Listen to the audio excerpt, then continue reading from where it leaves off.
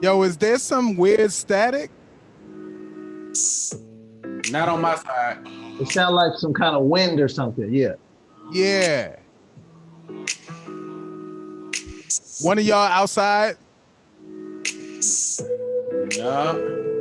That is that the song? Oh no.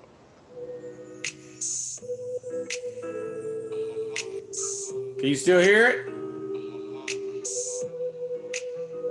Yeah. I got nothing there. I don't know. It sounds like a gust of wind. Like it's consistent or it just keep happening.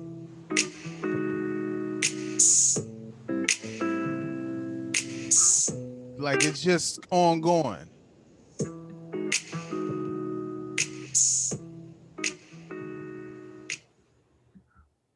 I got nothing. You still hear it? No. Nah, it just went away actually. Yeah, it's in the song. It's, Oh, you put wind in it? yeah, there's atmospheric like air in the sample. It's always been there though. Nah. Nah, man, you did a new edit. You hear it, right?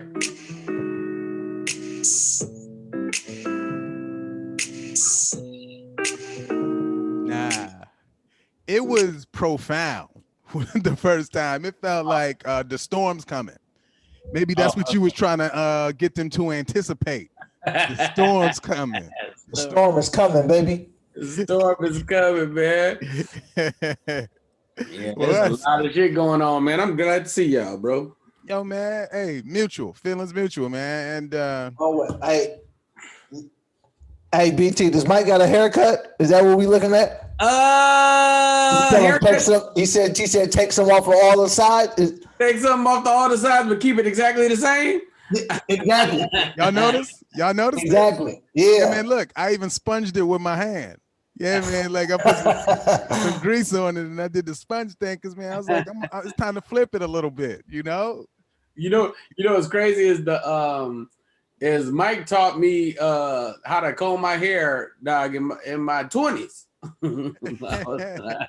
I had some length on my hair, and I'll be like trying to pick it out. Like, man, my stuff don't get round like yours. He was like, hey, bro, you gotta wet it. I was like, what? He's like, bro, wet it.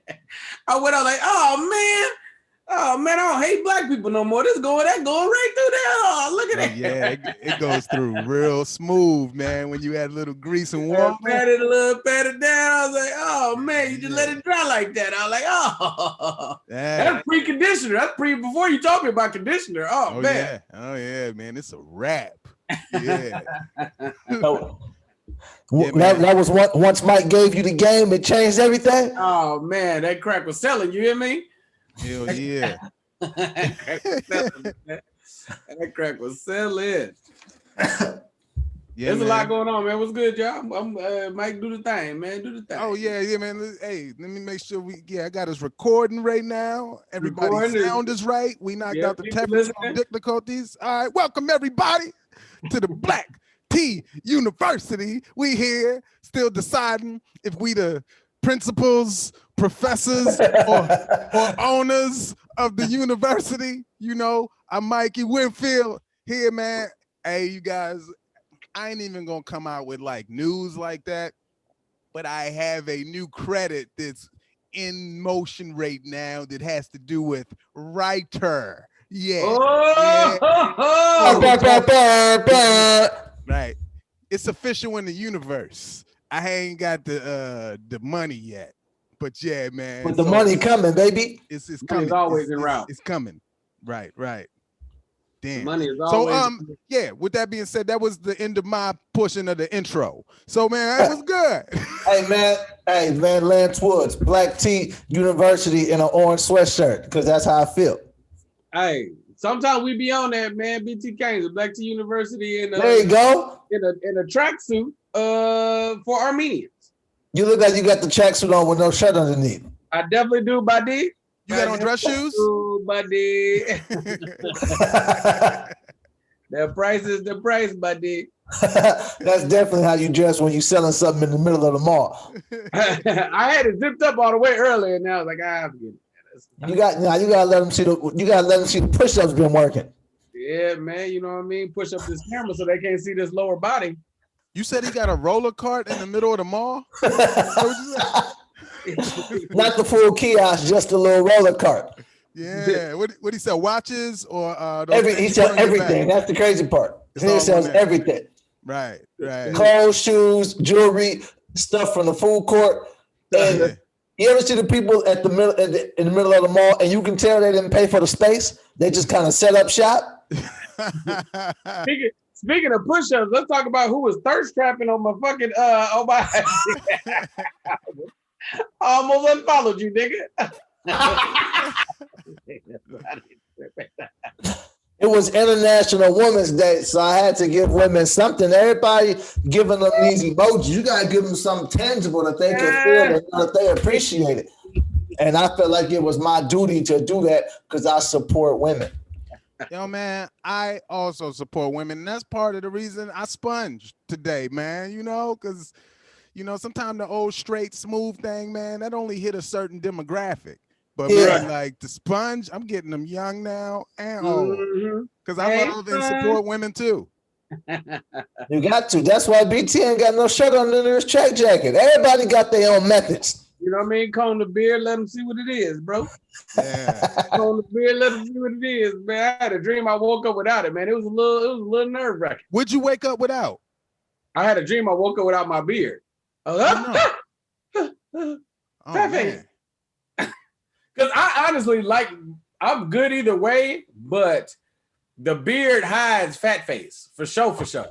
I've been booking way more with the beard because it's hiding fat face. Interesting. You can't never really tell if I'm up or down with this. Do you have pictures of like a clean face, no mustache, no nothing? Yeah, I was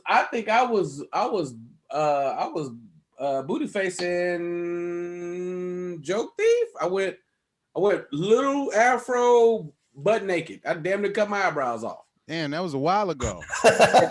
And Joke Thief, yeah, I did. I cut it all. I was clean. No mustache, no nothing. Yeah, anytime I film something, I try to go clean. I take that back. I might have had a little chin. Yeah, might have been a little bit of chin. I don't know if I ever went. Yeah, I think I might have had a little chin. And yo, man, that's a good one. When the last time y'all trimmed cut off your mustache? I've never cut off my mustache in life. When you got it, you was like, "This is it." Yeah, I'm riding with it. But I have been down to nothing but a mustache. Yeah, got you. I've just been like right here with it and nothing else. Oh, I actually used to do that on purpose. What is that? I was like quarterback face. Yeah. And I was doing that for a minute. You know what's crazy is it was inspired by Eddie Murphy. You know when you like coming up in comedy and you're trying to do things, you're trying to figure out your look and this, and you like, well, maybe it's I got too much facial hair. Maybe I should go with the Eddie Murphy mustache. How'd you feel about it after? I mean, it was fun. I look back at it now and be like, yeah, that was interesting. Hey man, but all the pictures back in the day is interesting. Yeah, man. Especially it'd be like it's the clothes choices, obviously, but it'd be like is it the clothes choices or is it the fit of the clothes? It's definitely the fit is always weird. The fit is because clothes used to be baggy, bro. You be like, man, there's a lot of outfit in this outfit. Yeah, I mean, I'm sitting there like, bro, why? Because there's never been a time in life where I should be in a 2X. Oh, I know, man. Oh, damn. Yes, a little bit of chin, but I'm trying to see who you look like right there. Omar Epps in that picture. I thought it was Love and Basketball. Damn. Yeah. No, I thought it was love and Spoken Word. No, and Juice. Because I think he had the hat on the Juice. It was the hat, but then it was the eyes and the look. So it's like. Let me tell you what I refuse to do. I refuse to be like old as hell and cut all my facial hair off. That ain't gonna happen. Okay. I'm either gonna have it and paint it, or I'm just gonna have it and not paint it. The decision is made. But all the dudes that be like, all the old comics like over 50, they be trying to cut all their facial hair off. Like, nah, I look young. I'm like, no, you just look like you look scary. For a lot of people, like if you kind of ugly and you throw the hair on, man, it'll spice you up. You know what I mean? You know, out here beard fishing. Man. Hey, Mike, have you ever done the full beard? Hey, man, I've attempted. It just won't connect. So you can't. You ain't connecting. It is fuzzy on one. It don't even fuzz out. It go like straight that way, man, and it just don't, man. Unfortunately. Mike, you just gave up. You want to know what the trick is, bro? Yo, what's the trick, man? I taught you something. People told me, bro. Excuse me? It's this. This is the heart of the beard. You gotta let this part grow, but this part look the craziest. So it's not because mine, I never connected here, and I always get like a pretty reasonable top and low, but it didn't get chunky till here. All this under the neck, because I used to do chin straps, and it would look stupid. It's all here, bro. All that under the neck hair. At least 4 years. Yeah. So that's out. Hey man, I will say this: every year around my birthday in previous years, I would cut the facial hair off. Because man, you start every year, you like, damn, I'm older. You know, let me like try to be younger for this part of this month. You know, and but this year, man, I was like, nah, man, forget it. It's just this. You was going straight mannequin face. Yo, I've done it, man. But then you look like a creepo, man. You look like that dude to be staring in his internet camera. You know, man. So I was like, I ain't have to this year, man. It was just a different year. Yeah, I've been painting so long, bro. It ain't gonna never stop at this point in time. I've been painting since I was 21. I've been painting for like 6 years now. So like, yo, man. Hey man, I'm with you, but hey man, you gotta let it go. That's a whole nother fan base when they see that gray strip. Oh, yo man, that gray strip that's that Sean Connery. That's that that be killing them. But I get it, BT. You can't go gray until your peers is gray. Yeah, or I gotta reach the goals I said I would get by this age. That's what I'm saying. Yeah, you can't, because once you go with say you just say, yo, I'm gray, bro. Like that's just what it is. Yeah. Like now you gotta go out for the same parts as Lil Rel in them. Man, I'm not trying to do that, bro. I feel like I can still, if I get down to your weight, oh, bro, when I drop weight, I look like if I drop weight and cut everything, I look like a different person. Like legit, like high school James. Still. Yeah. Yo, I never got it until now, but I was like, man, you know how you see, actors, comedians, you like, man, he went gray overnight. They literally did because they stopped putting in the stuff. Because it'd be overnight. You like, no, how'd he get so old so quick? But that's just literally that. I'm also not committed to doing the paint for restoration. Like, that's the other thing. It's like, nah, it's almost gone. And they be trying to paint it up. It's like, nah, bro, it's gone, bro.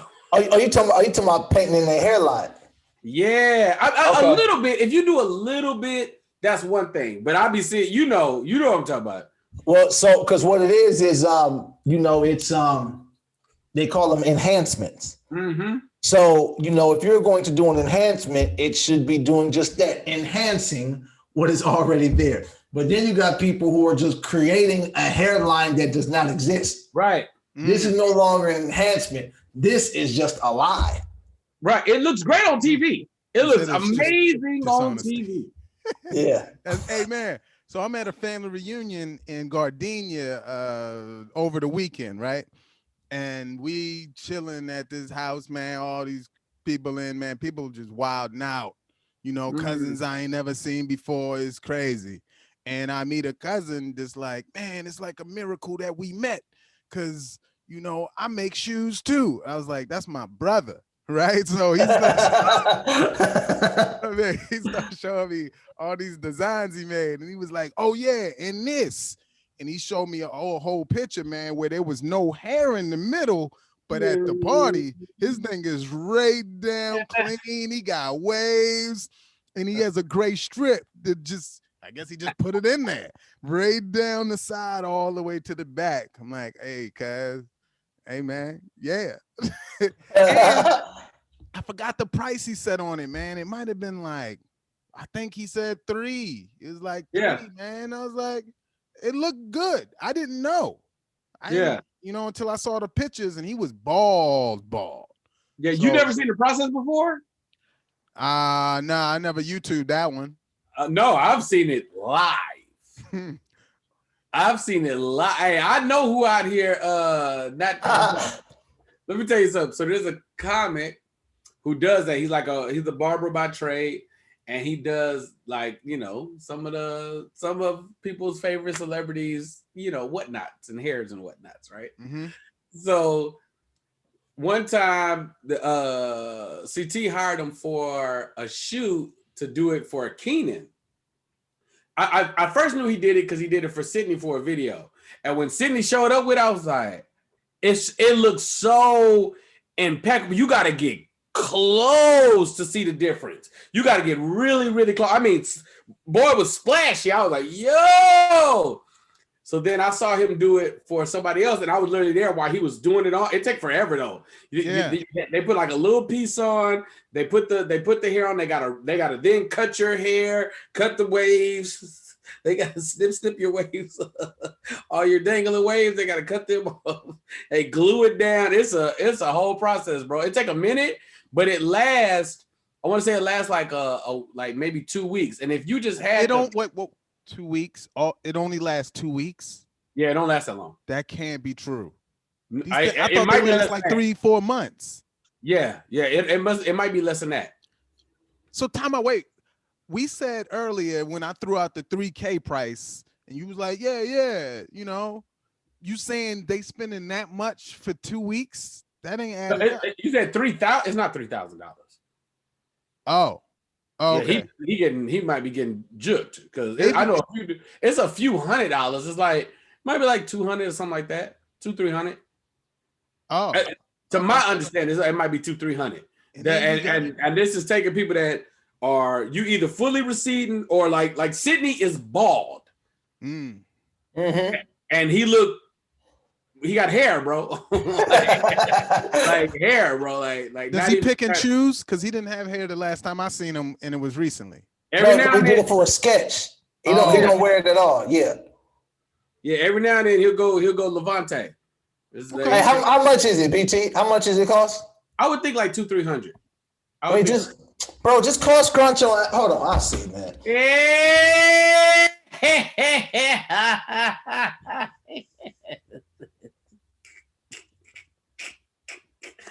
And the funny thing is, I was trying to convince Tony to do it, just joking around, and it's me, him, and his wife, and I was showing him videos. It was like, you got your motherfucking mind. Hey, most bald dudes, they don't want to see it, bro. They don't want to see those memories. Because when Keenan did it for the sketch, he didn't take it off for a minute. Yeah. And then he just woke up one day and it was just kind of sticking all over the place. He was trying to keep it. But once it started fucking up, you can't fix it. It was like, it was just a hard day gone, bro. It was a hard day. Is that what Braun got? No. He got something similar. Yeah, Braun might have the surgery. So the other thing is the surgery is they activate the follicles, then they take your good hair from wherever you're growing at, and they put it in the follicles, and then it's supposed to take. So, but LeBron will get that plus enhancements. He'll get that plus like the hair sprinkles. Like I was dealing with somebody who was doing the sprinkles, and it was like, bro, the sprinkles. You cut the sprinkles, and now I had a line, and it's different now because you try to have me crispy, and I be trying not to be crispy. What you mean the sprinkles? They have the little. It looked like the old like. You're talking about the follicles. Okay. The little follicles you spray it on, and then yeah. And then they line that as opposed to lining your hair, and it's like, yo, bro. Yeah. This is a problem. Yeah. Lance, if I showed you the images of what my hair looked like, bro, my feelings was hurt. I thank God I have a strong line and it came back, but it had to be nursed back to health. Hey, we haven't talked about anything for 30 minutes. Maybe we should get into all the stuff we was talking about. Yeah, we got so much shit to talk about. Everything is going on. Yeah, get you. I'm hot, man. That's why I'm over here fucking at home. Let me get this AC on. But y'all, start it up. Start it up. You the one said you know all the stuff that's going on. He gonna leave like start it up. I'll be back. Y'all get through it. I gotta check the text, man. So where we want to start, man? We got a bunch of stuff, man. Go ahead. No, what was you saying? No, go ahead, Lance. Start it up. No, I was saying I think it is imperative that we start with Coming to America because I'm assuming we all seen it already. That's crazy. I didn't even get to see it, man. Hey, man, look. Hey, let me tell you why I haven't seen it, okay? Because we didn't watch it at the family reunion. You know, it was over the weekend. That was going to be my quality time, but we had the family reunion. It was the whole weekend, really.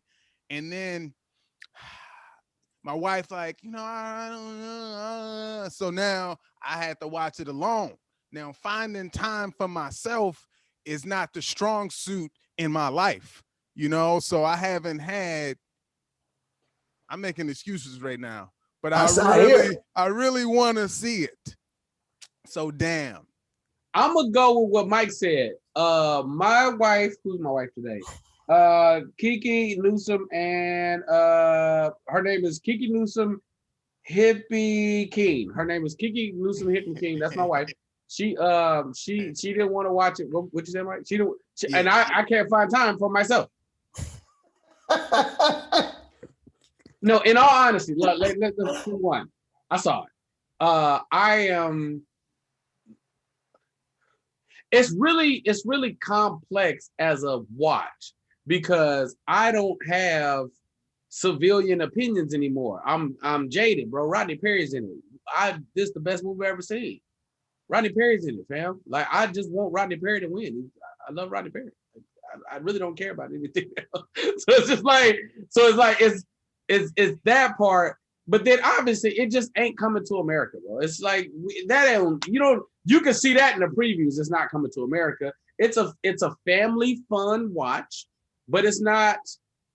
I'm not a fan of comedies being PG-13. It's just just straight up and down. Very rarely do I enjoy them, and I never enjoyed them more than Rated R. Never. Even the ones I liked, I didn't like them better than the Rated R. So if it's PG-13, I'm already going in with all apprehensions. Like, here we go. The moment I saw PG-13, I said, "Ain't no titties when they do the wash. They doing the royal penis is clean with no titties.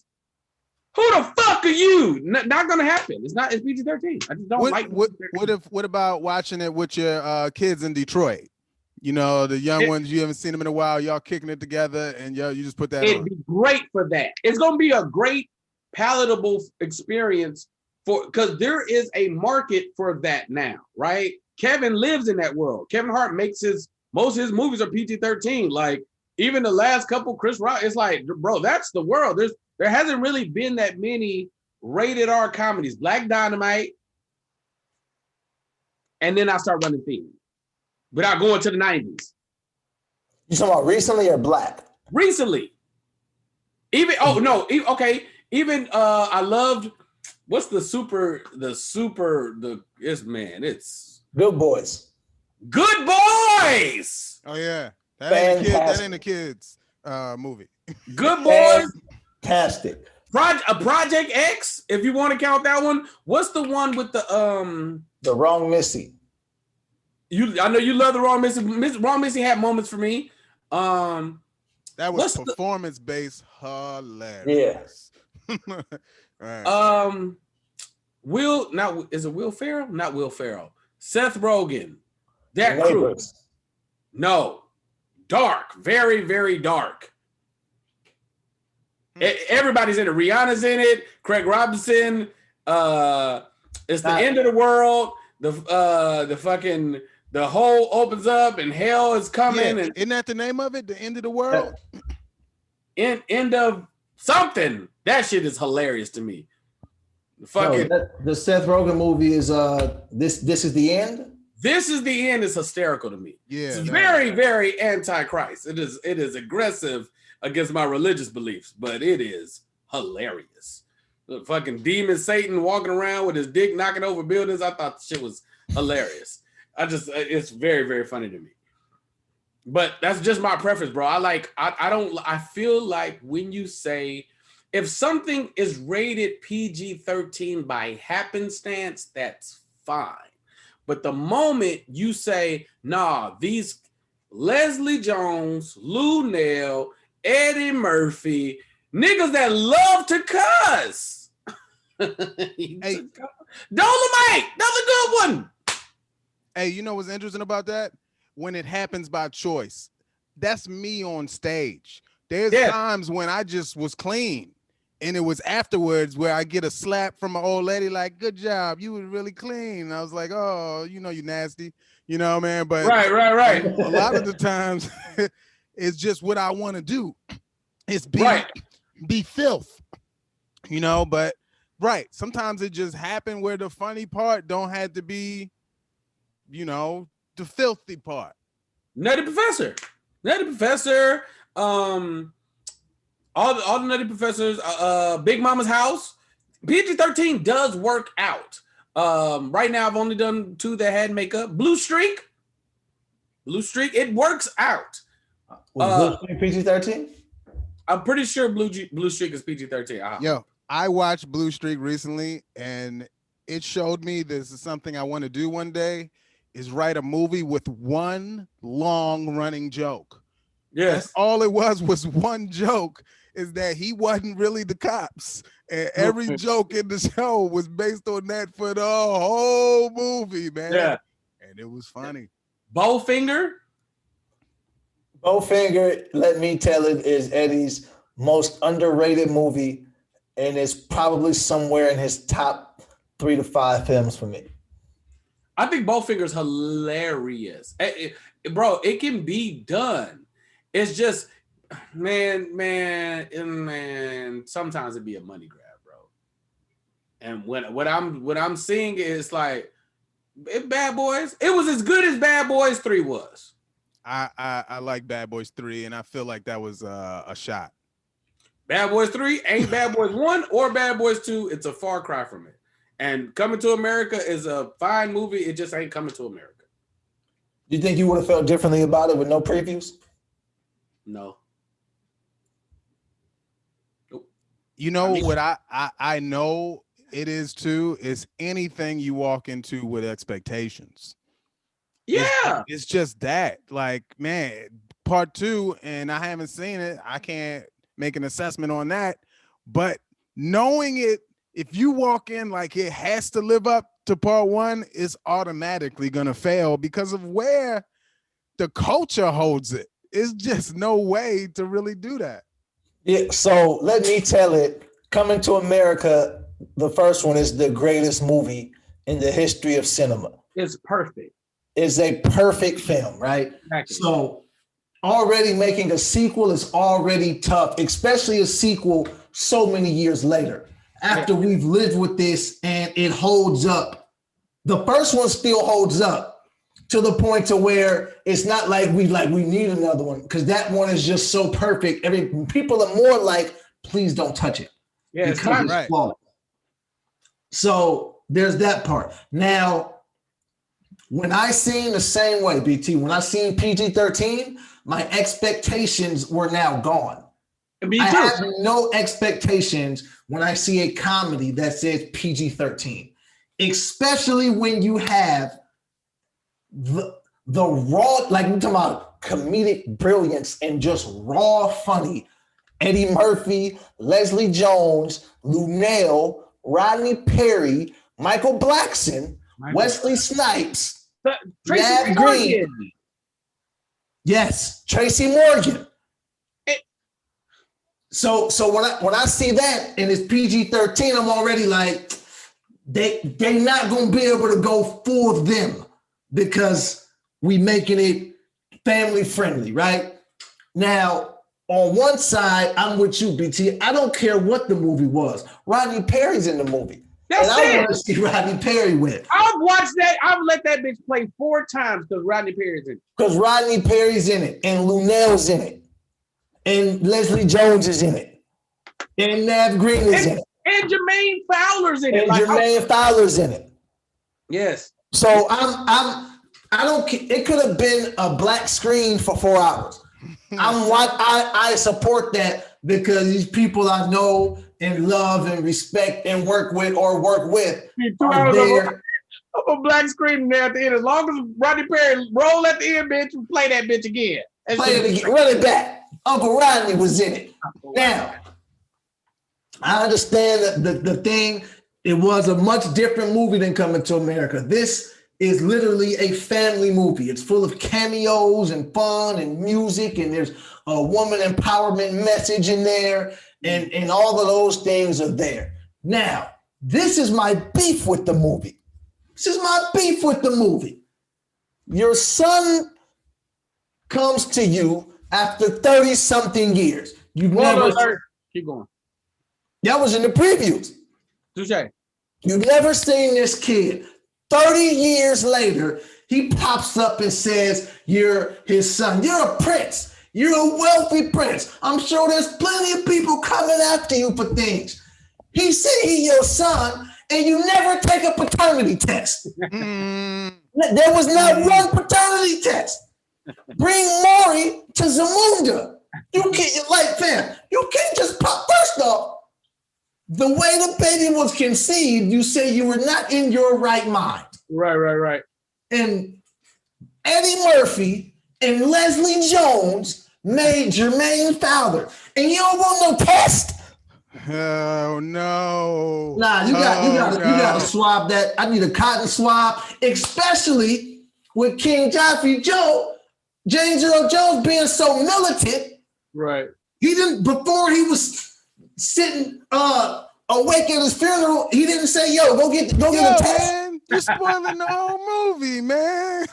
That wasn't been out. Come on, Mike, support black films. Yo, that wasn't in the credits. Nothing about no funeral. It's not a real funeral. If you want me to Leslie Jones was the mom. I ain't know none of this, man. Yo, that was great though. That was great commentary. A paternity test. So now they got to do Coming 3 America or Coming to America 3 or something, because we got to get a paternity test. Period. Hey, and you know what else, Bo? A little bit of edge. Even if you going for the money grab PG-13, I still want you to tiptoe on the line. I don't personally enjoy family shit. like, bro, my kid's gonna be listening to some fucked up shit, bro. If you don't put this goddamn Too Short on, man. Hey, man, they are on their own. So I got you. You just like, I'm gonna put it on for them too. And I do the same, actually. Yeah. So, hey, man, I think if it's funny, it's funny. But as far as how a movie feels, Coming to America, I believed it. I believed that he was really from Africa. Like he did all of that. I bought the movie at the age when I saw it, and it was like, yo, this is the greatest. Yeah. I knew then, you know. So I want to see Hollywood take a chance on future stars and maybe have the essence and presence of older stars with absolute freedom and autonomy for creativity. Yo, man, no, it's already there. Hey, man, look, write it yourself. And cast it, and hey, man, it's you already doing the stuff to get to this, what you're saying. Yeah. And I'm saying that because, man, I wrote something. Like I've been writing scripts, right? Right. And man, you know, they be all right. Sometimes they be, you know, because Yeah. it take time or whatever. Anyways, this particular one, it came back and they was like, yo, this is a lot of legs. We like it. This is the one we gonna use to pitch you in rooms as a staff writer. So that was that's pretty much the news. But hey man, that's big news, baby. no, Hey, man, that's big it news, is. baby. It is, man.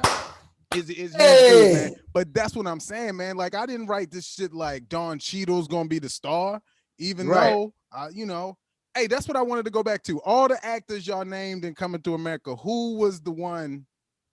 Let me ask this.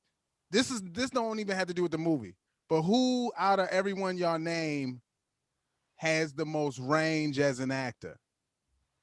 Because you guys talked about natural funny and not being able to tap into the X-rated, but who do you think? You mean in the movie or in general? In general. And this is excluding Eddie? No, everybody. Oh yeah, Eddie Murphy. See, I don't know. Yo, man, the things I've seen Wesley do over the course of it is like not to be not mentioned. Like even what he did in Dolomite was like, yo, man, this dude flipped it. Yeah. You know, wasn't Wesley he in? Snipes is funny as shit. Yes. Yeah. You know, yeah, but like, but it's funny because he was hilarious at White Man Can't Jump. Right. And I think White Man Jump was a similar role in a weird way to Nino Brown too. He was kind of a black dude, you know, like that. But he wasn't that. And look, nah, man. You sounded like a white person and trying not to say nothing offensive. You know, he was like he was a black dude. You know, he stole from the liquor store from time to time. Hey, he wasn't that in Dolomite though. Yeah. You know, he was like wasn't French. that in this movie either. Yeah. Yeah, right. So man, I've seen him exhibit like, oh shit, he does that too. He does that too. And we know Eddie though, man. But have we ever seen when is Eddie just played like you know how when Denzel finally did Training Day and it was like, oh shit. And you still look at Training Day. Still a great movie, still a great performance. Has Eddie done that? Yes. Yeah, Dreamgirls, Mr. Church. No, Metro. he didn't. He wasn't that character in Mr. Church. No. So what Mike? So it's two different things. BT is interpreting it as Eddie playing something just totally out the box that you didn't expect him to play. What Mike is saying is Eddie playing like the kind of no jokes, like bad guy type, like, oh shit, this nigga can be an asshole. Yeah, has Eddie done that? I would say Nutty Professor when he was Buddy Love. Okay. And that was clean. And he hey man, go back and watch Nutty Professor. I just did. Yo, Eddie never turned it off.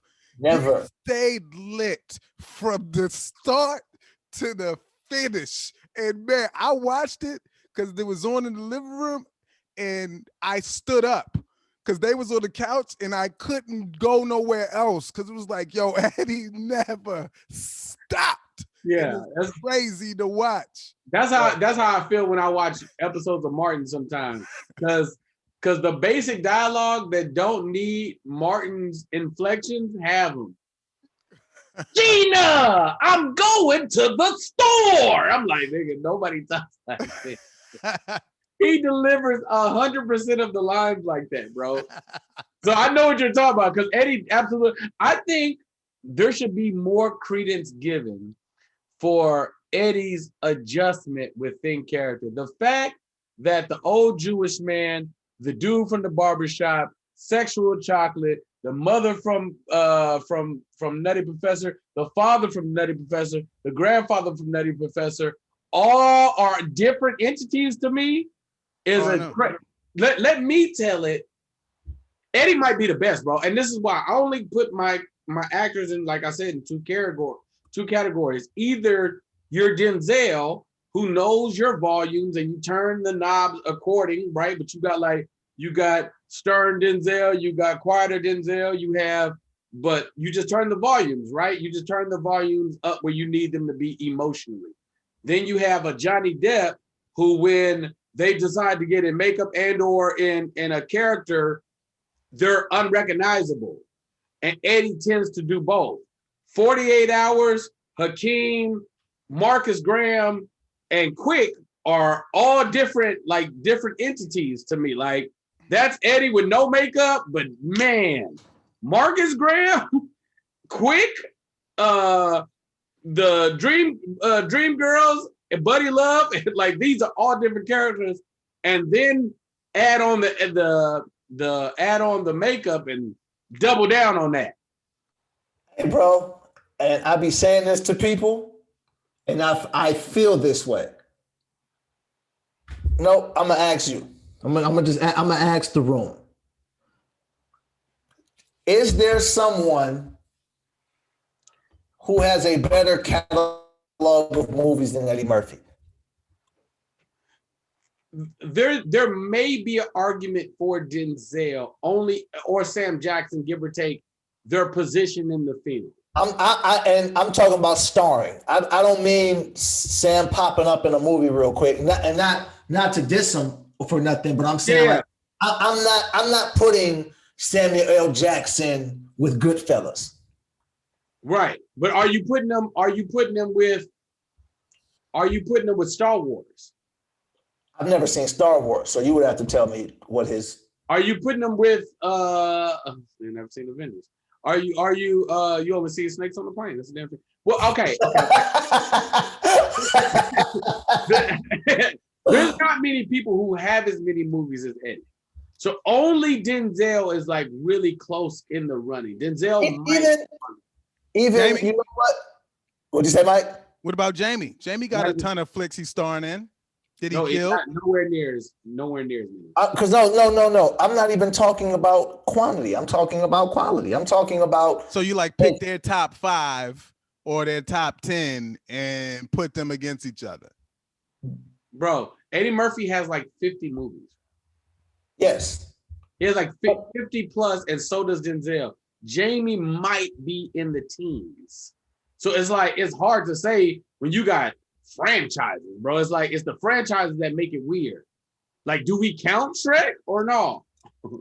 I mean, I would say Shrek, but that's kind of separate because I don't know who stars in that. It's just a bunch of different, but he has a big role in that. You know Eddie Murphy though.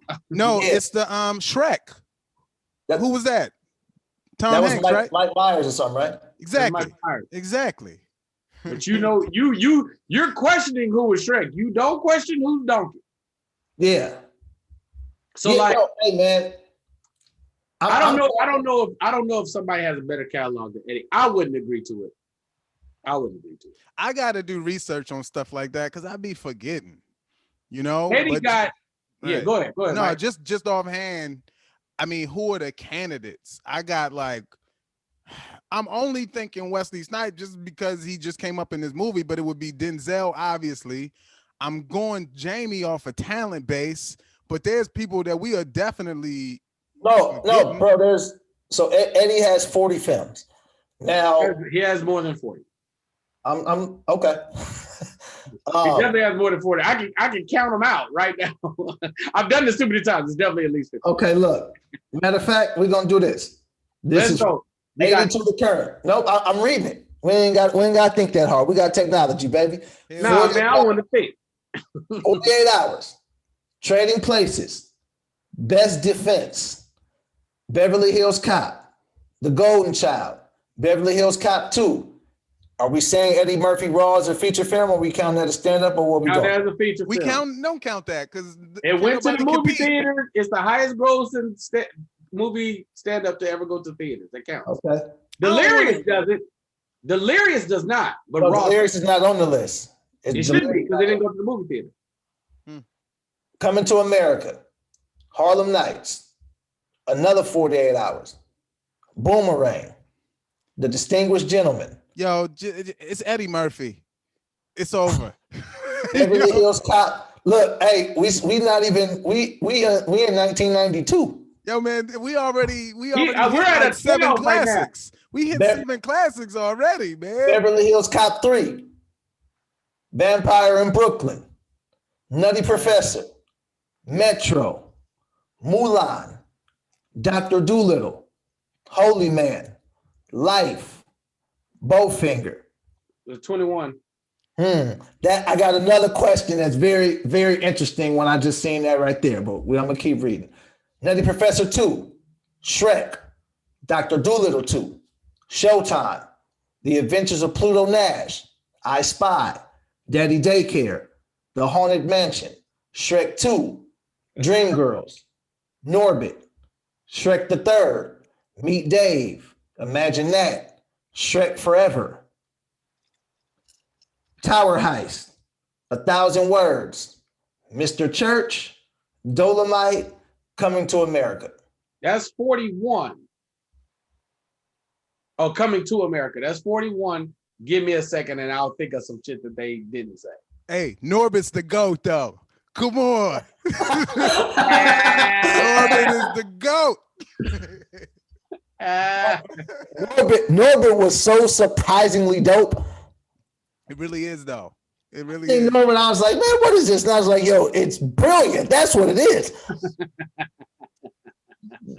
And it was like, again, it's like Cat Williams just being great on film. Yeah, and you know what else too? Eddie, I also love this as another nod to Eddie ushering in new talent. You know what I want to see, bro? I want to see Leslie Jones in Girls Trip. Not specifically Girls Trip. I want to see Leslie Jones when they said Tiffany Haddish has a rated R film that she gets to be just raw in. Mm-hmm. I was way too excited. I said, "There's no way that this goes bad." I want Leslie to get that. They made $100 million, you guys. Rated R's make money. Stop running from this. You seen it? At least Atlanta is on TV, bro. Yo, man, it's out there. It's out there. This was my question, Mike. BT. Does any actor have a better year than Jim Carrey, 1994? What all comes out? What's that? Liar, Liar, Ace Ventura. The Mask. 94 is Ace Ventura, The Mask, and Dumb and Dumber, all in 1 year. Yo, that's phenomenal. That's phenomenal. Yeah, man. Yeah, man.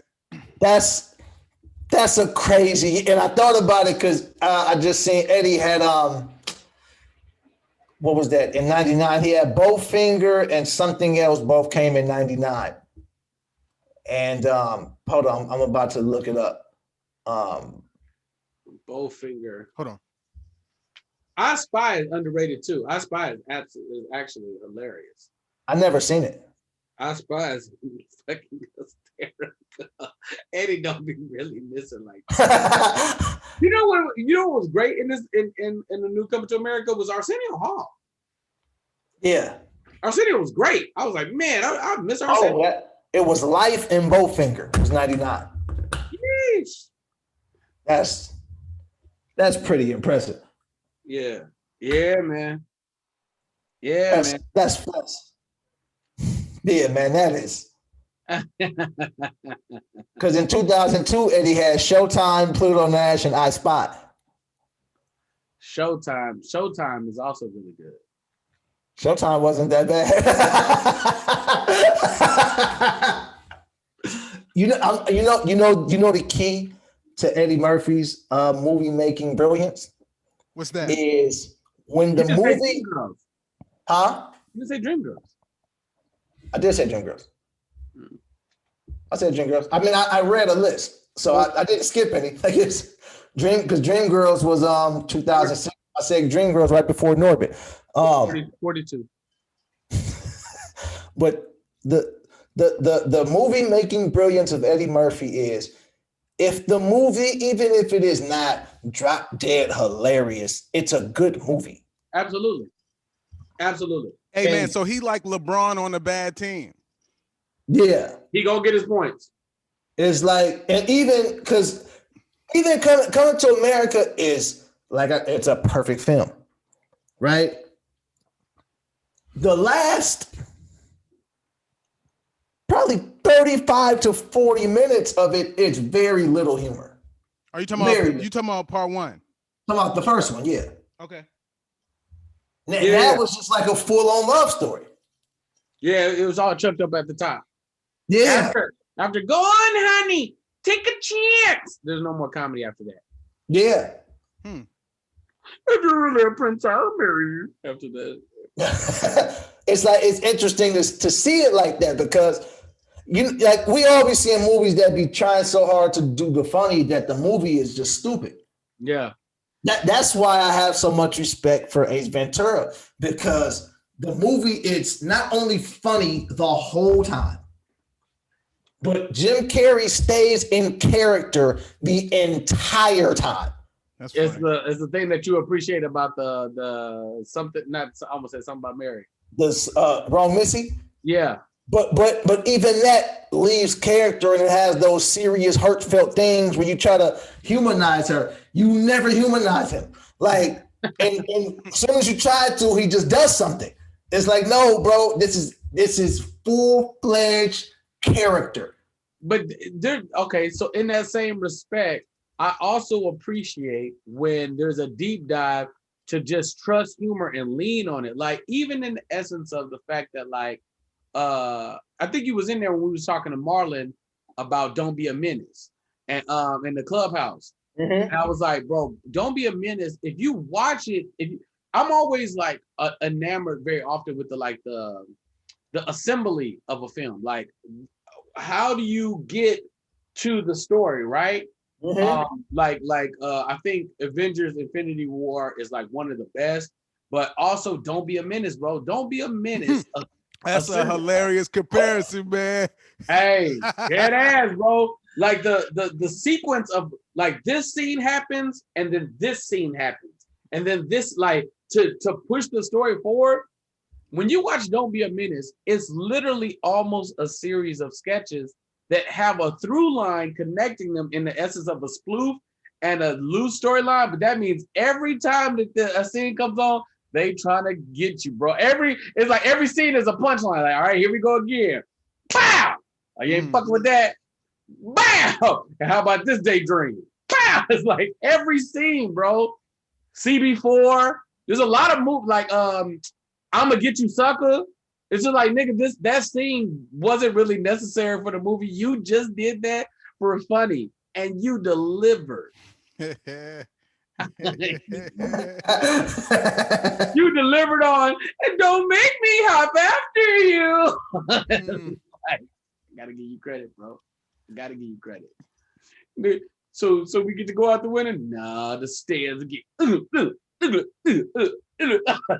nigga. That I gotta give credit to that, bro.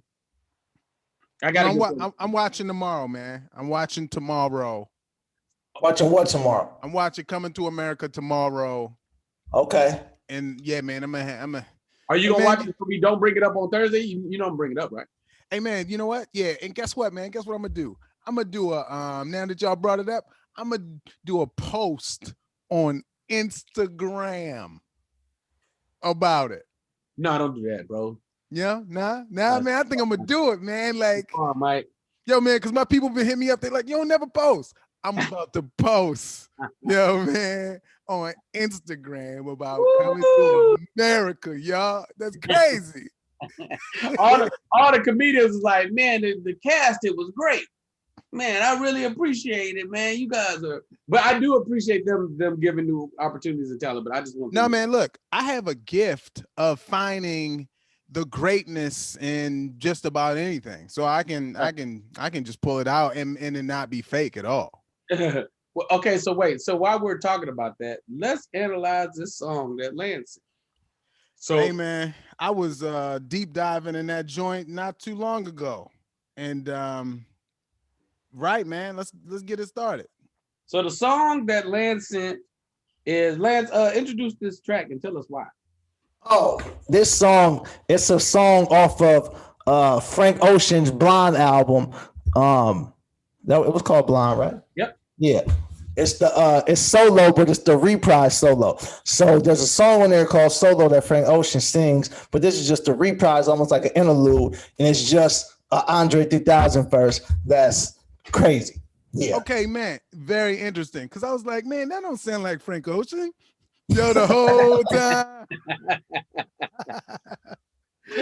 They were like, I think I like Frank Ocean more than I thought. I think I might have heard him on the Outkast. Yeah, man, he was making references too, and I was like, wait, that's about like women, and like, no, you know, Frank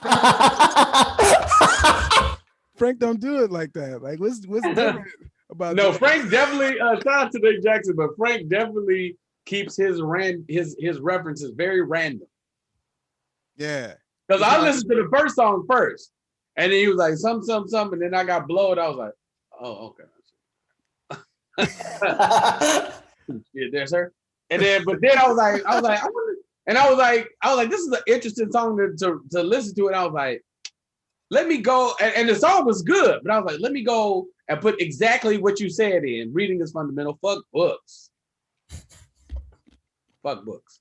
But then I went and I looked and I listened to the song. I was like, oh, and yeah, man, that 3 stacks, bro. Yeah.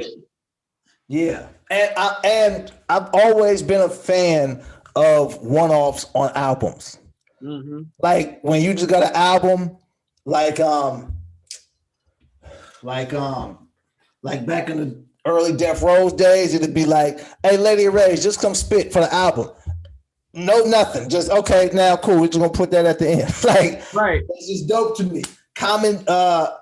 Kanye, the late registration, the On My Way Home, and it was just a Common verse. Yeah. You remember that's the only one that people laughed at, but it's only because people like to laugh at Bleak. But you remember Dear Summer was on the Memphis Bleak album. The Jay-Z, the Dear Summer joint. First it was like a little radio freestyle, then they ended up putting it on Bleak's album. But it's like, it's just interesting when that's on the album, you just throw in that and you be like, oh, snap. I like him too. Yo, that's trust. Remember, I would say, is it Mac Miller? I think did it on the album. I want to say it was like Pharoah Monch or something like that. It just came out of nowhere. I was like, damn, Pharoah Monch doing on here? It was like a random Pharoah Monch track. Oh, thanks. Yeah, that's Amen. The same thing we were saying about Eddie Murphy just right now to bring in talent. I've always admired him for that. You know, man, like he got ego, but he'll bring Martin in, he'll bring like whoever in and still shine because he just know his ability. Yeah. Is the same thing to these artists to do that will bring in somebody and just have a whole separate track of just them. And you like, yo, it's respect, but it ain't like a shot to me or anything. It's just, yo, man, this is how I praise people that are also great. So this was just another example of that, man. Now that I know it's Andre on the album, because I thought it was, I was like, Frank sounds different, man. You know, it's serious? Yo, man. Kinda. Yo, man, here's the thing. While I was listening, I was like, this sound real familiar, man. But I didn't know it was Stacks, man. I was just like, you just couldn't put your finger on it. You knew it wasn't Frank Ocean. She was like, who is this? I know this voice. Yeah, man. I was like, oh man, he's spitting right now. Whoever this is, they should try this hip hop shit. I'm like, somebody I know is spitting. I just don't know who it is. I'm such a Stacks fan. I knew it was him right out the gate, man. Man, it's so interesting. So mind you, when I'm listening to it, Lance, I listened to it on I put it up on YouTube, and I went to. It just happened to be the lyrics, and it happened to be the highlighted lyrics, which is like one of my new. Like, I'm really fascinated by this. When they'll take like a verse from somebody you really mess with tough. Mikey, you should take a deep dive. They got a bunch of Wayne stuff on there. A lot of MF Doom. They do it to Doom a lot. And you once you see it, you see why they do it with him on a lot. It was like, this ain't nothing I would listen to. But that's neither here nor there. The complexities of the bar is just like, woo. So to start off with, of the storytelling, the song is called Solo, like solo, like by yourself. Yeah. But he flipped it to so low. So now he's just all of these different metaphors of how low he is. And it's like, what? like, so low I can see up under an ant's skirt. Like, yeah, like, bro, he said, so low that there's no more so low that there's no more high horses, so hard to wear a polo. Yeah. When I do, I cut off the pony. Now there's a hole that once was a logo. How fitting. How fitting. Yeah. Like, there's so much to break down there. It's like, bro, like, yeah, man. So there's no more high horses, bro. Yeah, Dre is different, man. 3 Stacks is he's different, and I wish it was longer. Because when I listened to the original version, I was like, but this is a good song. I'm not fond of the production. It's like really stripped down, and I didn't understand I was like, it ain't jamming. You know how I feel about you talking about the Frank Ocean, the original. Okay. But then when I heard 3 Stacks, I'm like, oh, this makes sense. It should be stripped down when the words are this good. Yeah. I don't need no distraction. Just do what you're doing, sir. Everybody shut up. Y'all ever think about this, man? The people back in like high school that was doing poetry, or the ones that was just hella funny, are the ones that are talented rappers and big time comedians. Like, right. Man, that's like simple, but that's what it is. Right. You know, they was doing poetry. It was like, oh, okay, shit, we like that shit. You know, and then they put a beat behind it, and then it turned into this. In real life, because Dre and Big Boy met at high school battling each other. Yeah. Like literally was the kids at the table that was making, it was one dude making the beats and they were just sitting there rapping and bet like that, and there was an issue between them before. Yo, so low that I don't get high no more when I Geronimo. Damn.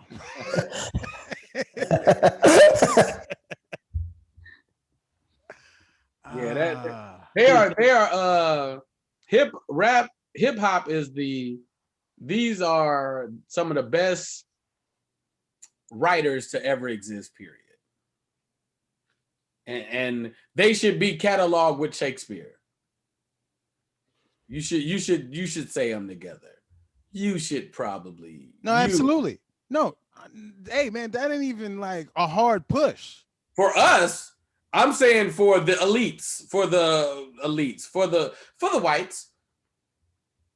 Because hip hop, right, is as an entity, it's not spoken word because of its rhythm, right? So not only are they doing this amazing poetry, but they're doing it on beat with tone and rhythm and inflection and delivery and making it musical, nigga. Before hip hop, ain't no hip hop. Everybody tried to say there was a hip hop before hip hop, nigga. There wasn't hip hop till there was hip hop, bro. Miss me with the bullshit. There was a bunch of other shit that was whatever it was, but it wasn't. It wasn't. Rapping is rapping, and that's rapping. Yo, Lance, bro, keep going, man. Keep going on why the song. Oh, and I'm really a fan of no wasted bars rap. Like when somebody like spitting and you like, bro, they did not waste one bar to say something stupid, or they did not. A lot of times you hear a rapper and you'll say he only said that to get to this, but that was irrelevant. But no, every word mattered. And it was then like because I mean the thing is about being low and just kind of minimizing yourself and just kind of stripping everything down, but it's like every single thing. Like solo that I can admit, when I hear another kid's been shot by the popo at an event, no more. Like you can just break that down in itself. Like, yo, it's like in actuality, we are desensitized to this stuff so much. He's like, no, bro, it's so bad that when I hear a kid has been killed by the cops, it's not even news no more. And then just go to the next thing. You know what I mean? Like, and then he just disappears for another 4 years until he like spit another verse. In 1 minute and 18 seconds. Yo, so what do y'all think, man? Y'all think he got all the verses and he just waiting for somebody to hit him up? Or does they like, hey man, I got this album, this is the concept. Can you write something? Go ahead, Lance. What you think? I think he's always writing. I think it's almost like you always, like, no matter what you're dealing with, if it's so much in him, the music and the creativity, and that I think he's not a fan of the industry and the business, but I think he still has a profound love for music. So I think he's always writing. I don't think he has like a stack of verses, like that one won't work. What you say the song was about again? But I think he has a lot of recorded music that he just hasn't put out. And I also think certain artists excite him. Like there's specific artists that it's like I wouldn't be surprised if Andre was on this Bruno Mars and Anderson .Paak album. Like that wouldn't surprise me if an Andre verse just popped up. Because that's you can tell he gets inspired by certain artists, and because the last verse I heard from Andre was on the Anderson .Paak album. I think that was the last verse I heard from Andre. He also created. I'm sorry, man. He created a lane for himself that no one else has, where it's just he gonna pop up once a year on somebody's album, and he's the only one we refer to like that, and that's a great lane to create. I mean, it keeps him in a really high status. It's like they keep him in like an urban legend space. Yeah. I wish it was the flip though. I wish he had taken the Prince route where it was just like an overflow of content as opposed to an underflow. Because I feel like these artists are necessary, right? Like the necessary geniuses, I want them to create. I want them, I guess, to only create when they're inspired, but I wish that they were in the space that inspired them. So like Prince, we know, would just keep making out music. And then some artists like Lauren made amazing music and then she just backed away. It's like, no, baby, come, we want you to make music. Can you make music? Make music. Like I would prefer that they gave us more. Like it's interesting. I was having a conversation with somebody the other day about like how they write and so on and so forth. And their logic was, man, I feel like the really, really good MC, I probably agree with Lance in the essence that he probably have a bunch of music recorded, but I also probably think that if he decided to do an album, something would inspire him. He would come across a producer or a sound or something would jar up something, and he was like, oh man, this is like the triggers are going. Like it would just start the engine back up. And then he'd be writing probably in his head, mumbling something, a couple fly bars that he had been just thinking about over the years. And it's like, all right, cool, now he's here. And then something else would happen. Like, man. And then you would look up and be like, man, I'm about 4 or 5 songs in this shit. I feel comfortable putting all out. I should probably just do a deep dive and see what else. I think, look, I think somebody like Andre right now will release music, and you know how there's B-side tracks. I think he's on C-side level. I think everything is going to be, I mean, he was already kind of out there. And when you see him in a grocery store playing a flute on the side of the street, this dude he been on some other stuff. So I just kind of think he could put it out, and maybe he will, but I just think it's just gonna be some stuff that's very personal to him that may not even be hip hop. You know, it might just be music. Yeah, and he really does play instruments. So so a friend of Maney's was actually recording him during the Love Below. And he was like, there will be certain moments Andre would try to get a sound, and he would say, okay, it don't sound hollow enough or something, so I'm gonna go in the next room. So he'd be like playing the guitar or whatever, but he'd be playing it from a room away to make it sound like it was far away. He was doing all of those kind of things. Now, you know, if everybody in the studio would be like, why don't we just turn the levels down, bro? He's like, nah, that's not, I don't want it to sound like turn down levels. I want it to sound far away. Yeah. the difference thing. And I think somebody like Andre too is he's in that place to where he feels like at least nothing he does will be good enough. It's the same reason why Coming to America took 30 years to come out. Right. And why he never done stand-up again. Yeah. It's like I've like perfected it to a point to where it's like, if I do this again, all I can do is disappoint. Lance, let me ask you. Well, Mike, let me ask you something, because Lance, I know you've been in this space before. Mikey, have you ever been around the creation of music? Like, have you ever just been in the space where like somebody was just creating? I've been in studios before while I was having it, and not to a great degree, only because I got like this 3 degrees separation of like stuff in like Vallejo, where I've been in studios with dudes that work with Mac Dre, stuff like that. So I just kind of been there, and not a lot. So I've been in there and watched stuff happen in studios. So I can't even say I get it. I can't even say I get it with just such a lack of experience. But I mean, you digest a fair amount of music, so I know you get it. But I know Lance has been in this space, and like when you're in the space watching it create, it's really kind of profound, because it's like a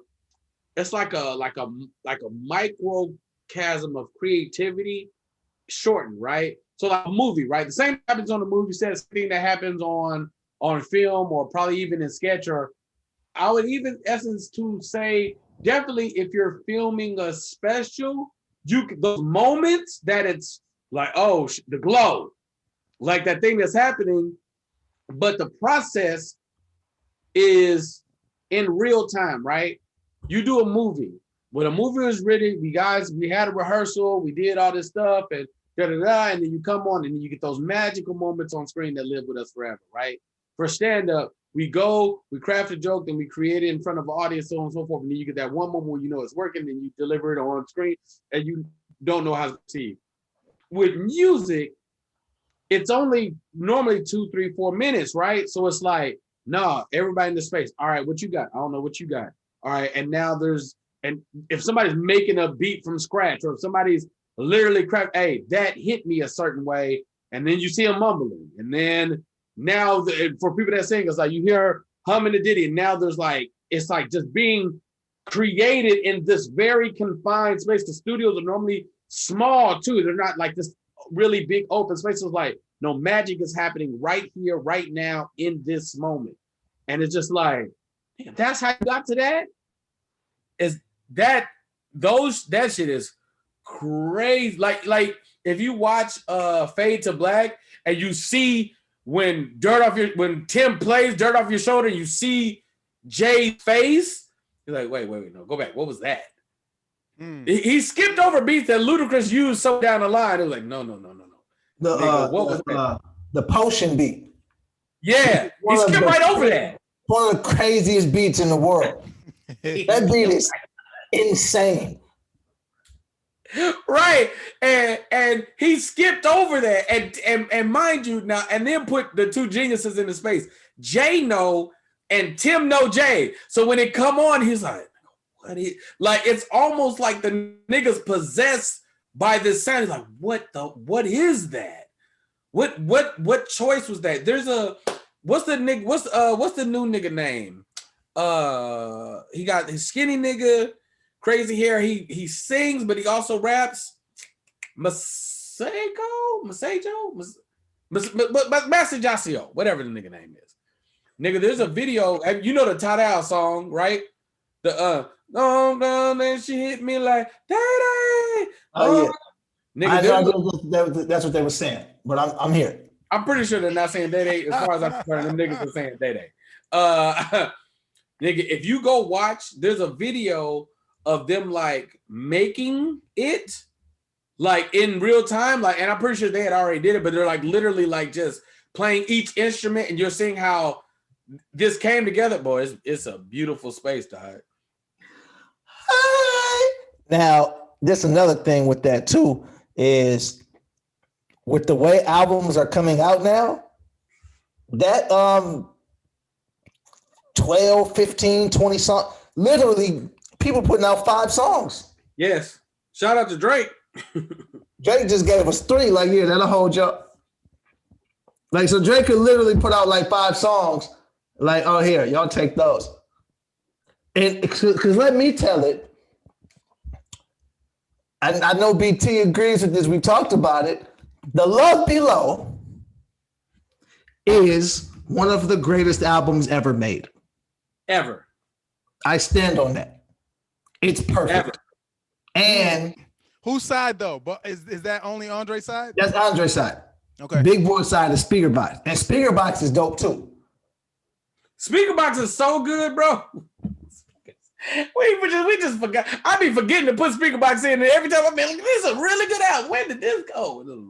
Speaker Box is dope, but the conversation is the Love Below right now. But the Speaker Box is dope though. Big Boy is one of the most underrated humans ever. Ever. And it's, for a lot of different reasons for that. But Big Boy is phenomenal. But that Love Below, it's perfect from beginning to end, and it does not get the credit for ushering in this new wave of artists. It's like everybody be talking about 808s and heartbreaks, and I'd be like, bro, did y'all hear it's the Love Below that was first? They done that already. So now when you get 808s and heartbreaks, and then you get Drake doing the rappy sing thing, but not like Drake. Yeah, not on a hardcore level. Just like, no, he's really like being an R&B, like not even R&B, because Andre has been on another level creatively for a long time, and that the no fear of taking those risks, and if he has fear, he don't show it. The risk taking, the creativity, and then if you want to step back and just say rap, who gonna out rap him? Right. But that's also the lineage, right? In the South, it's not weird to rap and sing at all. Because Dre's happening at the same time CeeLo is. CeeLo always been able to sing, and he always been nasty on the mic. So it's like if those two worlds existed. Yeah, I mean, but He froze on your side too? Yeah. Oh, no, you good. You good. You froze. Keep going. Oh no, I said, but Andre and CeeLo are from the same crew. But that's what I agreed. But like, go ahead. No, so it's like, because that's another thing, and a part of that is just the South being great, but the South still being overlooked at times when it comes to certain kind of like trend setting, right? Because the Dungeon family, if you talk about the Dungeon family, let's just say the Dungeon family produced Outkast and CeeLo and Future. Yeah. Good. We're not even touching Goody Mob. We're not even going deep. Not even saying, I mean, because that's all. See, Outkast, Goody Mob, that's all the same umbrella. But then you separate them, and it's like, no, CeeLo has had one of the biggest careers ever, and so is Outkast, and so is Future. Yeah, and this is Future sing and rap also, right? Yeah. But even it's a Southern thing. Devin the Dude, for in Houston, nigga, when niggas was telling me that Drake was the first nigga to sing and rap, I was like, y'all gotta get out the house, bro. You got to. Because I saw Andre do it for years. I saw nigga Big Mo. I saw like so many niggas, Chameleonaire. Like I saw so many niggas do this already. Like niggas know, nigga, they do it. And it was like so much so when Drake was repping Houston so hard, I thought the nigga was from Houston. Mm-hmm. Houston, Atlanta, Vegas, nigga. That's why, nigga. Yeah, man. Yeah, man. Does anybody know where Drake is actually from? Toronto. He be saying that, but I don't know. Why don't you know that? Because he got 13 different accents. Yeah, he's well traveled. That happens. Y'all don't know this about me, man, but I don't pull it out much either, man. But I studied Russian in college, so I could get down with the Paruski. Yeah, you know, man. Yeah. They don't know. That's what Danya, the Doshka. I don't like. Nigga, you a super villain, bro. Yo, man, I don't throw it out there like that, but it might be a character in the movie one day when it be the black Russian guy that just Vadosh Daim Daska. I know it all. Nigga, the laugh you do after is like, bitch, I speak other languages. Yo, that'd be the killer, man. You gotta wait. So Mike, since you on foreign shit, are we touching this British? Yeah. Yo, hell yeah. Let's jump on it. You know, I don't know that language. Isn't that English? But yeah, man, let's jump on that. What's good with that? And Lance normally got the story. Come on, Lance. What I'm sorry. What you're talking about the Meghan and the Prince thing and Oprah? Yeah. We didn't even bring Oprah in yet, but yeah, let's bring Oprah into this shit too. You know what's crazy is look, man, I tried to be current. I tried to be with what's happening. I don't care. No part of me cares about this story. I watched the Oprah interview and I fell asleep because I don't care. I don't care. I thought it was just me. Yo, man. I was trying. Hey, look, I ain't even watched the interview, and I ain't here to brag on not watching shit, but even though that'd be fun. You ever do that? Be like, I ain't see that shit. Hey, Mike, you saying you don't care, but nigga, I don't care. Yeah, I ain't even try. I ain't even read the captions on that shit. Yo, what's it about? No, for real though. Ain't it about though? This is what I think it's about. They had a baby, and the royal family didn't approve of the baby because they didn't approve of them being together at all. Okay, so they didn't even approve of the relationship out the. We kind of knew that though, right? Yeah. So this is the information I have. She and him get married. Hey, keep going. But she from LA, right? Yeah. Okay. She her and what's they never the royal family never really approves of her, right? And then they have the baby. There's certain standards that they're supposed to do as royals. Some. The pressure of the British paparazzi and all this stuff becomes an issue. So then they decide to move to Canada because that is a colony of Britain or some shit like that. And then, they basically are getting like cut off from the royal family and whatnot. They stay with Tyler Perry during the pandemic. And whoa, is that a fact? That's real? Yes. Okay. Yes, they stay with Tyler. So it was like months and months on end, and they basically the royal family said, we're not going to give y'all security anymore. And because they don't have any legal power, but I think they're like they stay with Tyler Perry, man. Yo, was it a whole bunch of Medea dresses in the club? Like, what is this? He said big happy family, bro. All right, cool. Medea's big happy royal family. Yo, that's crazy. Yeah. Yeah, so when she goes over there, they leave Canada because they're like, they hear the borders are about to close because of the pandemic. They go to Atlanta. Tyler Perry provides them with security and shit like that, and then and then now it's just like they started a little foundation and they're not royals anymore because they had said when the baby was born that he wouldn't be a prince. That's like that was one of the things. It was a man. Hell I don't no. know, bro. It gets yeah. They said he wouldn't be a prince. How dark is the baby gonna be? Shit like that. How This dark is is what- that look? But Go ahead.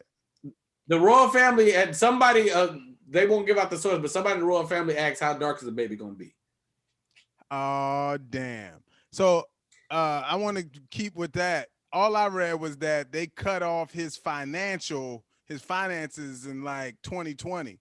So they said they not paying him or nothing. So you said that's what caused all the controversy. They was like, how dark the baby gonna be? It was the only this is the only parts that are interesting to me. One, I'm glad they left. Two, he was afraid of, Princess Diana is his mama. So to spoken, unspoken, quoted, unquoted is like, nah, word on the street is they might have killed his mama. So he was like, it just looked familiar to him. So he was like, hey, we gotta get the fuck out of here. So they got goals. But anyway, in other news, because I tried to, bro. I tried. I watched. I didn't finish it because I fell asleep. Like I'm like, bro, I don't care about this. And then I'm looking, and I'm like, why would any of us care about this? Like what? You know what I mean? It's like they just be throwing celebrities at us and we're supposed to care. Bro, I don't care. The celebrity, the royals. No, bro, the kings are royalty. LeBron is king. That's royalty. I don't know him or her. Like, this is some light-skinned chick. And, Damn. It'd be tough, man, because, they say she black and I'll be looking like, oh, is she? Yeah, she black. If you see her mama, I seen her mama. I seen her supposed mom. And I seen her. I see what you're saying. Like, what are they mad about? Yeah, bro. Like, I don't know, man. Like, and then it's like, and then after all of that, what did you think old white people would think of you? If you're saying you cut off your dad, then why are you surprised that these people racist? I don't listen, man. I don't understand the logic of like right now, hella people are mad at the British people, at the royal family, whatever. It's like, yo, bro, you in a world. I'm not saying I'm okay with it or it's right. I'm saying that I'm not going to no vegetarian house asking for wings, my nigga. This ain't how they do over here. They do things like they do to me. Your American understanding got you thinking that you gonna come over here and shake shit up. It's like, nah, nigga, they just own what they own, bro. Yo, I'll tell you one more. Veggie wings, if they are, hey, I'm on season 1 of The Crown. I ain't even finished that shit. That's what I want y'all to know. Yeah, man, I heard it get popping on season 4. We can't even get through season 1. All right, man, listen, well, fuck it then. Let's talk about some shit I really want to talk about. But would you eat veggie wings, BT, is my question. Veggie grilled wings are actually pretty good, but that's just a whole bunch of buffalo. Like you eat plant-based chicken wings, you eat that? Sure. I ain't gonna never stop eating wings though. Kind of sense does that make? Let's talk about some other shit, nigga. We got to talk about this shit. Bro, the world's changing, man. Yo, the world is changing. The world's changing like a motherfucker. I don't want to get too far into the NFT shit because I don't know enough information yet. Nigga, I got one word for y'all. Oculus. Bro, have you been on this fucking Oculus? Do y'all know what the fuck I'm talking about? Keep talking. Nigga, there's this the virtual reality shit. I just got one. Bro, this shit is fucking bananas. Remember that bullshit ass red and black Nintendo virtual reality shit that they dropped? Nigga, we a long way away from that fuck shit. Bro, this shit is crazy. So, man, you talking about one of them virtual reality things where you go in there and you could just live your life in a virtual world and have virtual babies and do virtual murder and own a virtual subway and shit? You can get some virtual pussy? I believe so, actually. Nigga, you could virtually pimp. Like, you could go do the works. Is that what you're talking about? Yeah. You can get some virtual pussy. I might go get me some. Listen. All right. You got to wear goggles though. You gotta have the goggles. We are not. Oh no, don't. You remember when the internet started? You're like, oh, this is interesting. And it was just like, oh, I don't know how long this shit gonna be around. And eventually it was like, nigga, now we are where we are now. We're still in the very early stages, right? So we're still in the very early stages of virtual reality. But nigga. So, okay, you put the shit on, right? Bro, first of all, they tell you at the gate, you got to train yourself to live in this space because you'll get motion sickness, right? Because your body's, this is what happened. You put it on, you're moving. If you're using like the little joystick, they have, it's like called free range movement or some shit. So you're using this to move and not actually walking in your living room. Your body tells your brain that you ate something poisonous.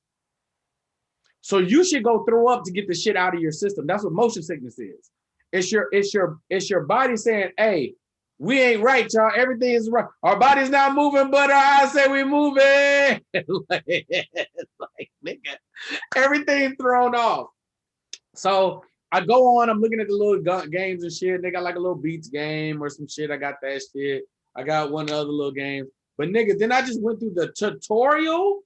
So one, you set up the room. You set a perimeter around your room so you don't get to running in the walls and shit, right? So now once the perimeter is set up, you have to set the floor. Like this is the ground. These are the walls. If you go too close to the wall, the world starts to break. It's like, oh shit, nigga, that's the virtual reality space. Nigga, in the tutorial, it has you like, oh, just pick up this block and do the shit. And at first it's really clunky, nigga. When you first do, you're like, what the fuck is going on, nigga? You're doing all this weird shit. But then once you get the hang of it, and it's like stupid shit. There's like 4 blocks, and then there's like a paddle and a ball to like a, you know, like a little paddle shit, nigga. Then a paper airplane, it was like fly the paper airplane. It was like, oh shit, that big, oh, I dropped it. Oh, I went behind me. But nigga, eventually, as you get more comfortable, and it don't take long, nigga, I threw the paper airplane. I'm like, are you fucking sick, nigga? Bro, this shit is bananas. So when does the pussy start? You go on virtual, there's virtual reality pussy shit, right? With the porn shit. So you could be watching some shit, getting some real shit happening. And or remember, we're early. Ideally, there'll probably be a suit where the shit gets to popping. Because they already have chat spaces, they already have gaming, they already have like a lot of shit laid out, but you could tell it's hella early on. So mind you, real light on the the NFT shit, right? So this how deep it go, Lance. Y'all know about the NFT shit, right? So the NFT shit, and mind you, I'm giving a really, really light summary. I'm really not as versed as I should be. I got real surface level shit. So we know how we have Bitcoin, right? Nigga, I just randomly found $70 the other day in my house because I don't touch cash, right? Only niggas touching cash is the rappers, right? Like, nigga, I send you a cash app, nigga, we use our cards. Like, we don't, that's the only time we actually use money, right? So we all understand, nigga, that's the only people touching money, Mike, is the rappers. So like, all right, cool. You got the niggas on the virtually, currency is just whatever we say it is, right? All right, cool. So now the NFT shit is you being allowed to assess value to something digital. So Lance just put out a special. He owns the NFT rights to it, right? So he can then license and get royalties from any world that he gives it to, right? For every joke, every meme, every image, everything. For all the random images that you create when we be on Clubhouse, nigga, for all them shits. The first tweet just sold for 2.5 million. No, I know that to be true, but that's because that's the first tweet ever. I know that. First tweet ever tweeted. Yes. Yeah, from Jack. 2.5 million. They're selling it, but it's the NFT rights, right? So let's say you're in a virtual reality world. So let's say you did a comedy album, right? And you sold the NFT rights to some random ass art person that just collects art, right? Just like you collect art, like this beautiful art that I paid thousands and thousands of pennies for from Ross, right? How hard was it to take the sticker off? It might still be on it. That's always my question when you get shit from Ross. That sticker be stubborn. Go ahead. That motherfucking metal sticker be coming off. Get the fuck off me. So nigga, so you let's say I'm an art collector. I say, yo, Lance, man, I'm one of your rich friends. Hey man, Is that how art collectors talk? Yes, it's Lance Woods, Sir Lance Woods, man. You're so funny, man. I heard that you have a special coming out. I would love to buy your special. Like, nah, man, I'm not selling it. You know, I'm trying to put it out for the people. Well, you should hear my offer. All right, man. I'm gonna give you $3 million for the special. What? It's like, it's a piece of art, man. I know that you're gonna be a huge star, and I would just love to own this. It's like, all right, whatever. You own the NFT rights, but he has not even you own them. You sold the NFT rights, right? This nigga might create a virtual reality space where niggas can come and watch your special. Niggas go to the movies in virtual reality. Niggas go to the museum in virtual reality. Niggas go to concerts. Niggas listen to albums. Niggas already do this. You want to know something funny? To go with what you're saying? About 4 years ago, somebody had called me through somebody else. It was y'all know Jesse Fernandez? Yes. I feel like it was Jesse. But he was like, yo, I got this thing. I can't do it. Can you do it? Something like that. And they were practicing this virtual reality thing. So it's in San Francisco. I go to like some house and they got all of this stuff set up. He's like, yeah, you got to put on this stuff and you got to navigate through this world. And they were like paying me to do this because they were trying to finish developing the technology for these things. Mm. And they, you know, I know they've been working on this for a while because they'll show you. If you look at NBA commercials, they've been showing you virtual reality stuff for years now. Like, you want to sit courtside but be at home, virtual reality, and they've been doing that for a while. And it's just about it being ready. Right. Hey man, look at all this. Do women do this? And this is what I'm getting to, because I know guys, percentage-wise, are more gamers. I don't know the percentage of women that are gamers too. So you're talking about the suits and you're talking about you're in the virtual world and you might get the pussy. That might be a dude at this point because there's not a lot of non-dudes that's in these things and these games. So there's two versions, right? If we're talking just the pussy, right? Because we know porn kind of moved the internet. So one, they shoot porn, your favorite porn star, right? They shoot her in virtual reality. So she's talking to you, and when the headset's on, nigga, you're there, bro. You put the shit in your hands, nigga, you got hands, and like between the vibrations and the sensations, you can feel the weight of her breast. You can feel how heavy her ass is. Nigga, it feel like it feel, bro. Wow. All right. So that's then crazy. In that world, you can have, you know me, a little simbity bip bop at the house that just owns some freaky shit. Like, all right, listen, I'm gonna be here. You just do what you're doing to me, and they can be watching on the screen, acting out what's happening. So that's no, she's here and she's so on and so forth. Mind you, Facebook owns Oculus. Everybody got a Facebook. So the chat world is already real. The Facebook owns. If they don't own it, it literally says Oculus by Facebook. If they don't own it, they got a heavy part in it, right? Nigga, this is where it got crazy. Last night, nigga, on males and females doing it, right? They got workout shit. On what? They got, like you saying, like, I don't know if women gonna do this, right? Oh, okay. So I'm saying that they got workout shit. Like, they got exercise shit for women to do. Nigga, I go on to do this thrill of the fight, nigga. Is boxing. The hand speeds are your real hand speeds. The fighter you are is as tired as you are. Nigga, the first nigga, I beat that nigga ass.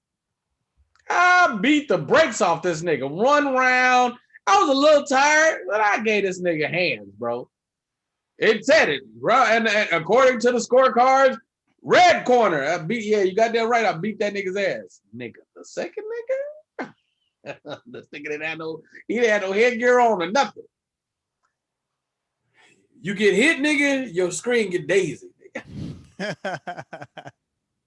Virtual reality, my ass, nigga. I was sweating, bro. I'm in this bitch drenched 2 rounds. But anybody who's boxed before know 2-3 minute rounds, you gonna feel it.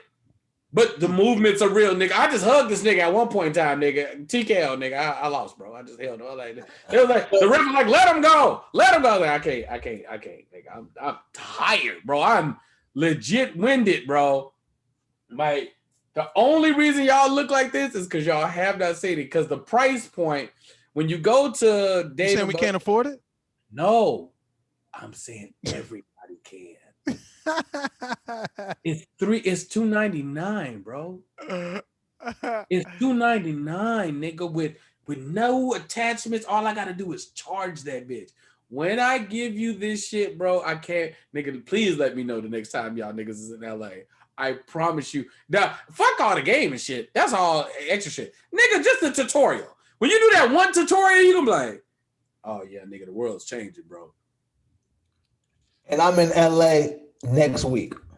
I will see you next week, bro. Okay, man. That sounds exotic and new and fresh. It sounds like the next generation is probably going to live online. No, this generation. And listen, nigga, fuck all the fun gaming shit. Take that out of it. Now let's talk about what we do. A comedy album from Mikey Winfield, a special, a sketch, a movie, nigga, everything can exist in an entity where you have a royalty for it now. Jay, you know about the J deal, right? The title? But yes. Oh, yeah. So know that the Jay selling the Cash App thing, right? With the Twitter shit, whatever. Know that that's on the back of not too long ago, him setting up the pivot thing with the crypto trying to fix niggas' credit shit. Like that's after that announcement, right? So let me tell it, this nigga Jax on some.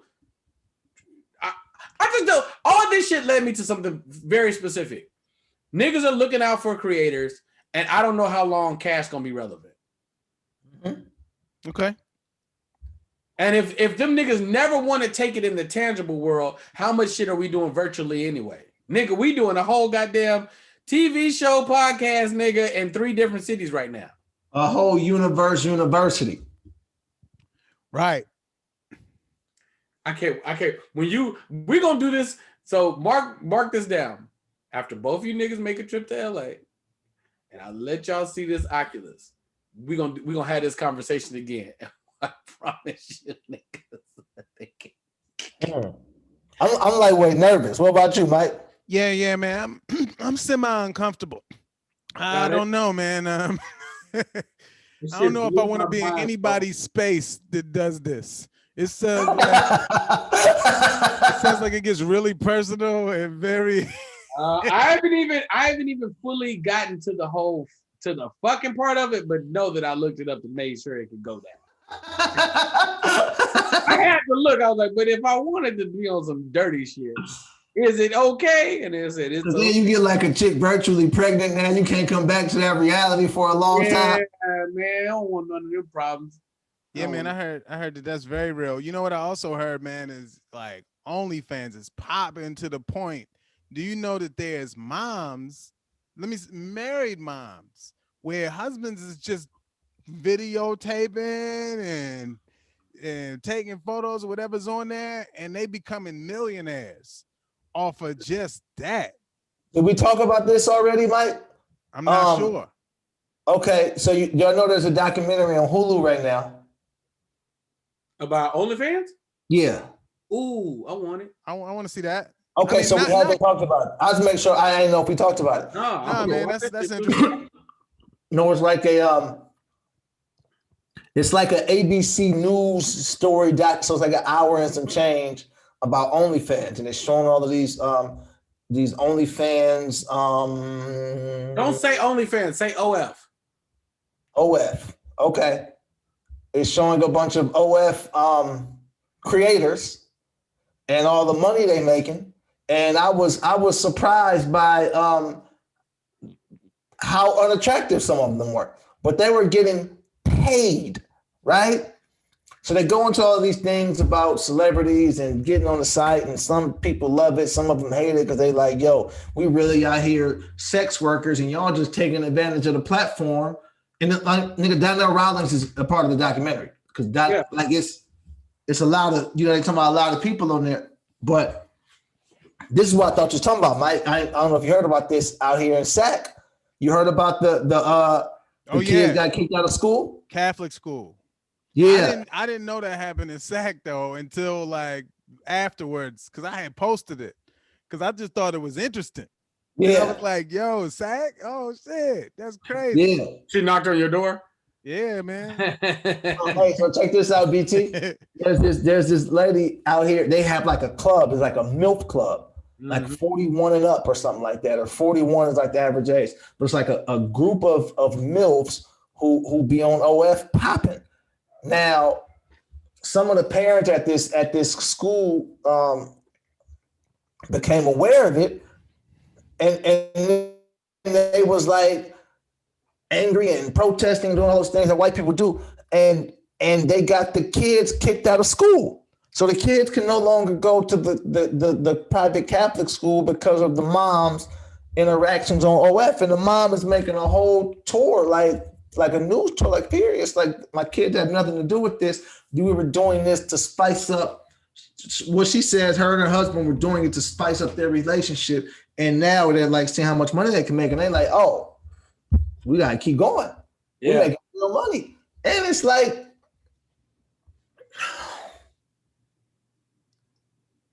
it's interesting at a Catholic school that they'd be telling you, you can't go here because your mom is on OF while the priests are fucking the kids.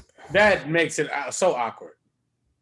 Yeah, man, I do think that's the uncomfortable part of all of this. But look at this. It's like, who saw this for them to be notified to be kicked out to school is one thing. Yeah. Second thing is, I'm kind of on the side of why are they in Catholic school?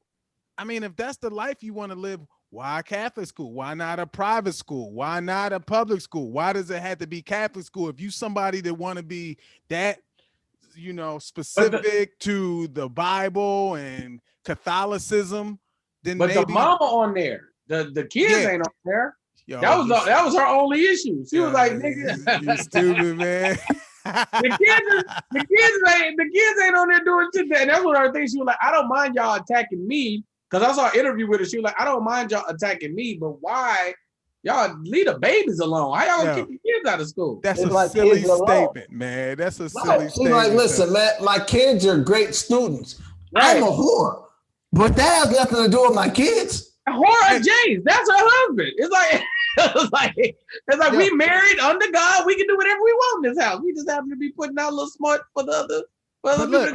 But she don't not want to be a whore anymore. She like, I want to keep this whore thing going. So it's like, man, maybe not in Catholic school. It's just her. Why she not an independent filmmaker? Like, it's just her. It's just her. That's why you got to watch the documentary, because they go into all, because they got some people who were in the porn industry. I was like, yo, I just left that alone for this because I'm making so much more money on my own time. Yeah. Yeah, man. Nigga, OnlyFans money is real, and they're trying to pivot to like get other creators, other creators. Like, I've considered starting one a few times. You hear me? Yeah, hey, man. Look, I did start one just so nobody would take my name on some weird shit. You know what I mean, man? Like, I got all of it when it came out, so I could get popping any day. Hey, bro, you know how much money you can make with Afro pics? Yo, man, I might have to, man. My kids is in public school, man. They just show the side profile of your Afro, and that just be the pictures. Or you be picking your Afro seductively? Yeah, for like 15 minutes at a time, huh? Just taking donations. You gotta get shorter. You gotta be shorter than that. You can't.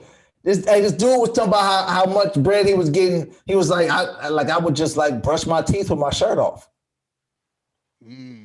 Getting bread. Yo, I'm about to start to like yesterday, like for real. So that's it. Then people just want to watch, man. I'm gonna do that shit to BT. BT, that shit you was talking about. I showed you about wetting the hand, throwing the grease in it, and having it be smooth and sultry. I'm about to do that shit right in the camera. Hold on. Give it to him, Mike. Show it to him, Mike. It's gonna be like this.